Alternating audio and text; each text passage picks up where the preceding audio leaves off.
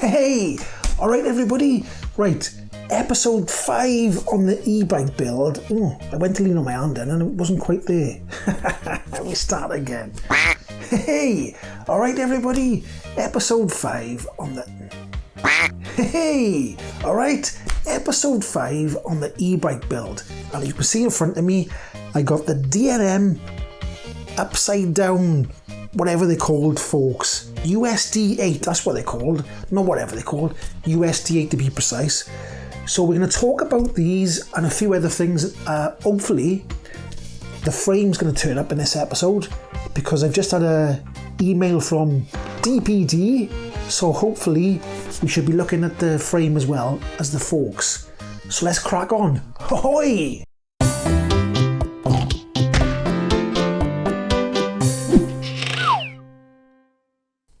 So here's the forks.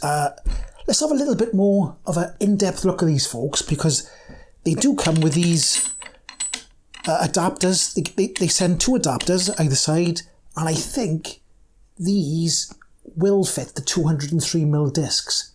Hopefully, fingers crossed. So let's have a bit of a look at them in a better detail. So looking here at the forks, you can see that it's got 4 sort of spikes on it, a metal construction which has been painted in a grey hammerite. So it's got a metal end, and you can see that the metal end then goes to a green plastic, and it's called garden digging fork. Right, I know that was stupid. Let's get back to the real forks. Right, look a bit more closely now. You can see they come in the box with these adapters and these bolts. And looking on other websites, I think that these are ready for 203mm discs. The only way to find out, obviously, is if I put the wheel on it. So I might put the wheel on after, but you can see, you know, they're not the most expensive forks in the world. I think I paid around £297 from AliExpress. That's the cheapest I could find, £297. And compared to the last fast bike I was going to make, I put Zoom forks on, and Zoom forks are like, they're basically pogo sticks, they're rubbish. So I'm hoping these are going to be good. It's got a valve down here. If I turn it over, they got these plastic protectors. You can see it's bolted in that side, clamped there, bolted in that side for the axle. If I turn around this way, you can see there's no bit down here, but this hole up here, it's all good quality. It's got a turny thing there. That's the scientific name for it, a turny thing. And it's got another turny thing there. So it's got 2 turny things. Anyway, they look great. But, you know, looking great and working great are 2 different things. So, anyway, that's the forks. They look nice, don't they? What do you think? What kind of forks would you go for? So, as usual, you open up the manual, gives you a brief description of what's happening, but no torque settings. It's always hard to find torque settings. So I've looked online, and it's saying between 8 and 10 Newton meters, or about 80 inch-pounds, I think it is. And it takes, what's this here? It's a hex key, and the size is, what's this? HW5, that's a 5mm, isn't it? 5, yeah, right. So let's put these on. I think looking at the diagram further on, they're there. Please go this way, like that. Little bit of wiggle room. Let's crank these down now.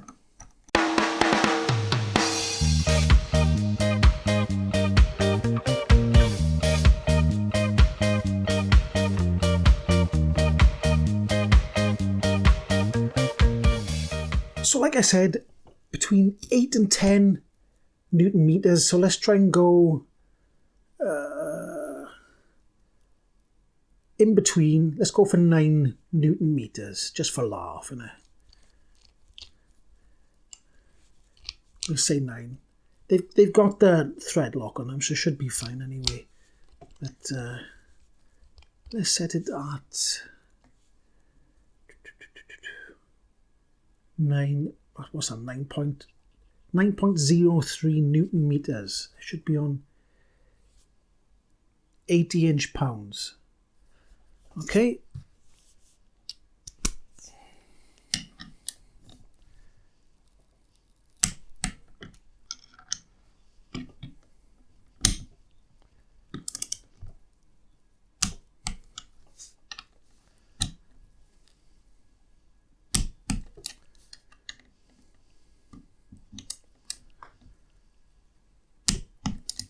So a quick look, and you can see that the brakes do fit. They are 203mm adapters, and both brakes fit in there perfectly fine. So that's great. So let's have another look at the Suron brake levers, because somebody dropped me a message saying that Shimano olives might fit. So I bought some. Let's try them. So here's what I've ordered. It's a Shimano olive barb cover and the compression fitting. So let's see if it does fit. Let's open this up first. See if I can get it open. Come on.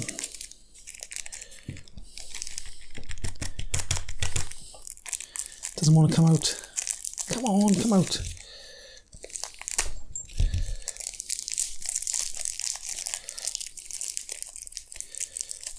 There we are.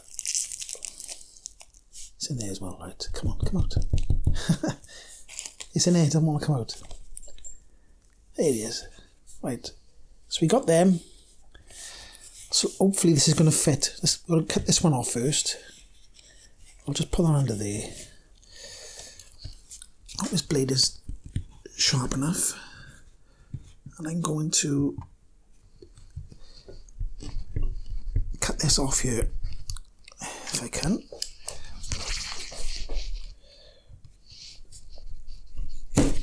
There we go. It's not a very straight cut, so I'm going to have to try and cut it a bit straighter.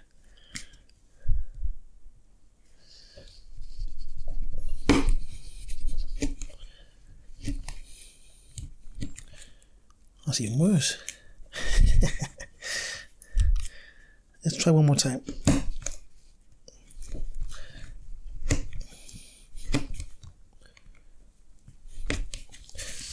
That'll do.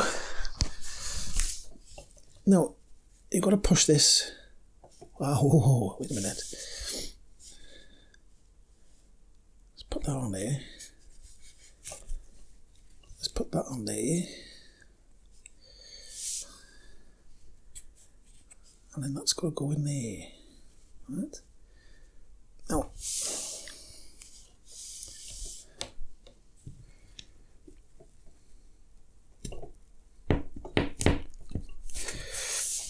what you're supposed to do is, let me clean this up. You're supposed to put that on there and that on there like that, and it grabs that. Like that, but I got nothing big enough to put on it now. Right? Might have to go and get the. Okay, so here we are. I got the cheap little plastic sort of grips that grip the hydraulic hose pipe. Stops it from moving when you're trying to push the barb in, because you can't hold it and push the barb in at the same time.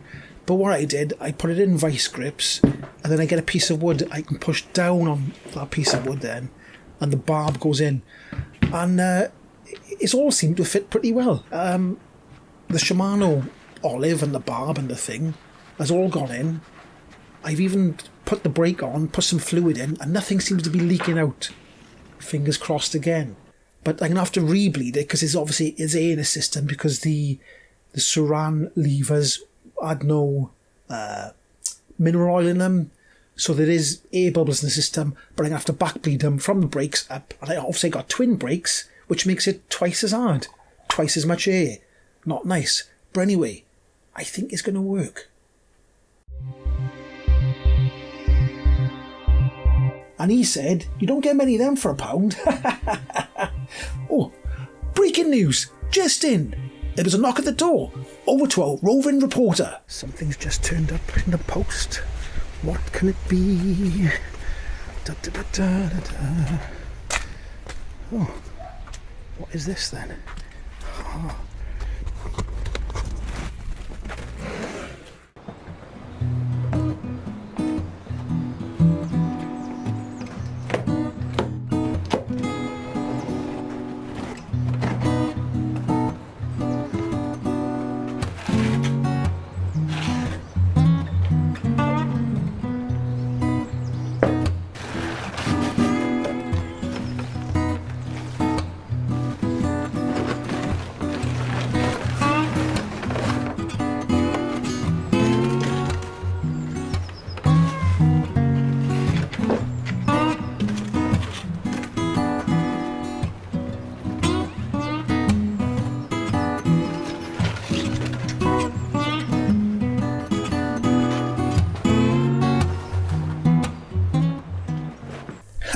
Okay, there you go. The parcel turned up with the frame in and some other bits.